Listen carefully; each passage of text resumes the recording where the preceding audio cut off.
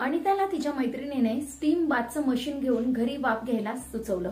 तिने वाफ घ्यायला देखील सुरुवात केली, परंतु वाफेने फायदा होण्याच्या ऐवजी अंग जास्त दुखायला लागलं। अशी कंडिशन कदाचित तुमच्या सोबतही झाली असेल। तर वाफ कोणी घ्यायला हवी, कोणी अजिबात घ्यायला नाही पाहिजे, किती प्रमाणात वाफ घ्यायला पाहिजे आणि कशा प्रकारे वाफ घ्यायला पाहिजे, थोडक्यात घरगुती घरच्या घरी वाफ घेताना काय काळजी घ्यावी हे सांगणारा आजचा व्हिडिओ आहे। नमस्कार, मी वैद्य मेघा अत्रे। स्तंभ गौरवम शीतगणम स्वेदनम सेद कारणम। वाफ म्हणजे काय, स्वेद म्हणजे काय की ज्यामुळे स्तंभ म्हणजे शरीराचा जडपणा कमी होईल, गौरवता कमी होईल आणि ज्याने शरीराला खूप जास्त थंडी वाजत असेल ती देखील आटोक्यात येईल। याला अशा पद्धतीची वाफ घेणं म्हणजे स्वेदन। म्हणजे थोडक्यात समजा आपला एखादा जॉईंट आहे की जो 180 डिग्री मध्ये मुवमेंट होतो, पण तो आता तेवढा न होता त्याला जॉईंट मुवमेंट कमी झालेली आहे किंवा मुवमेंट होताना खूप जास्त जड होत आहे, अशा वेळेस वाफ घेणं त्या वाफेला म्हणतात स्वेदन। तर घरगुती वाफ घेत असताना काय काय आपण काळजी घ्यावी। काळजी क्रमांक 1, सगळ्यात महत्वाचं म्हणजे डोळे, हृदय आणि योनी म्हणजे प्रायव्हेट पार्टला वाफ नाही मिळाली पाहिजे। म्हणून तुम्ही जर पूर्ण शरीराला वाफ घेत असाल तर डोळ्यांवर एखाद्या ओलसर कापड किंवा डोक्यावर ओलसर कापडाची घडी ठेवायला हवी। प्रायव्हेट पार्ट पण झाकलेला हवा आणि किंवा त्याच्यावर ओला कपडा ठेवावा।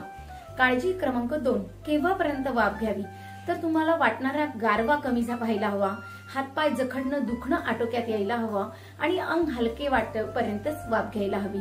तुमचे एखादी घरातली व्यक्ती किंवा मित्रमैत्रीण 30 मिनिट वाफ घेते म्हणून तुम्ही 30 मिनिट वाफ घ्यायला नाही हवी। प्रत्येकाचं शरीर, शिवाय तुम्ही कुठल्या ऋतूत वाफ घेता, कुठल्या औषधं वापरून वाफ घेता, दिवसाच्या कोणत्या वेळेला वाफ घेता यावर देखील काही गोष्टी अवलंबून असतात। काळजी क्रमांक 3 म्हणजे वाफ कधी जेवणासोबत घ्यावी, जेवणानंतर घ्यावी, जेवण झाल्यावर घ्यावी। तर याचं उत्तर असं आहे की जेवणानंतर लगेच वाफ घेऊ नये, वाफ घेता घेता काही चबळू नये, काही खाऊ नये आणि उपाशी पोटी तर वाफ अजिबात घेऊ नये। जर तुम्हाला वाफ घ्यायची असेल तर जेवण पचल्यावर किंवा जेवणानंतर 1 तासाने घेऊ शकतात।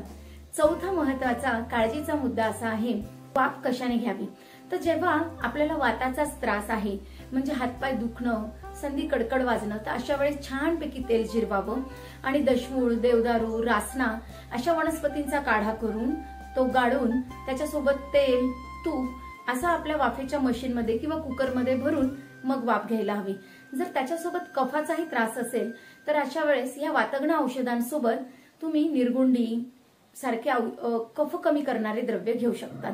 जेव्हा पित्ताचा त्रास असेल म्हणजे सूज आहे किंवा दुखतं आहे पण आग पण होते आहे, तेव्हा वातग्न औषधांसोबत गाईचं तूप आणि कमळाचं देठ आहे, कमळाचे पानं आहे किंवा चंदन आहे, ह्या सगळ्या वनस्पतींचा औषध म्हणून लेप लावायला किंवा पोटीस म्हणून किंवा वाफेच्या स्वरूपात तुम्ही वापर करू शकतात। परंतु जेव्हा निव्वळ वात नसून त्याला कफ पित्ताची जोड असते तेव्हा तुमच्या प्रकृतीनुसार विशेष कुठल्या औषधांचा लेप लावावा हे मात्र कायम वैद्य सल्ल्यानेच ठरवायला। 6वा मुद्दा सर्वात महत्वाचा असा आहे की वाफ घेताना शरीराला स्नेहन हवं। म्हणजे स्नेहन म्हणजे काय, तुम्ही बाहेरनही तेल लावायला हवं आणि आतूनही हवं।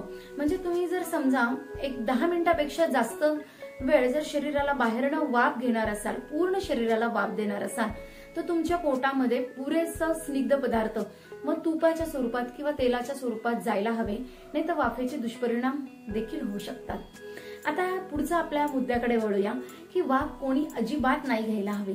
तर सगळ्यात महत्वाचं म्हणजे जे व्यक्ती घरात एकटे असाल तर घरात एकटे असताना वाफ टाळायला हवी।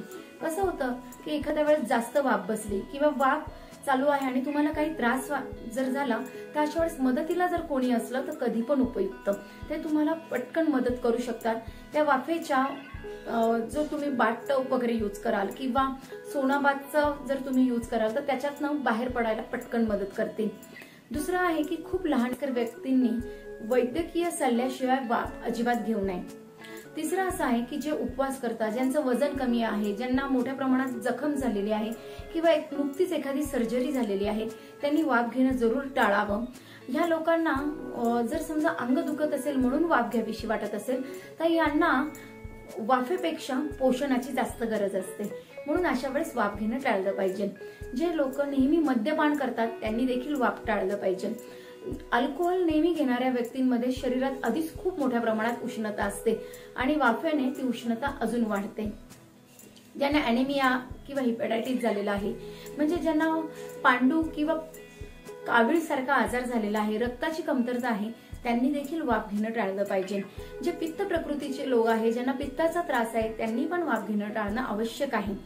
ज्यांना खूप जास्त भीती वाटते किंवा वाफ घ्यायची इच्छा नाहीये, ज्यांना पटकन संताप येतो, अशाने घरच्या घरी वाफ घेऊ नये. जर इच्छा नसताना वाफ घेतली गेली तर त्याचा फायद्याऐवजी दोष नक्की होऊ शकतो.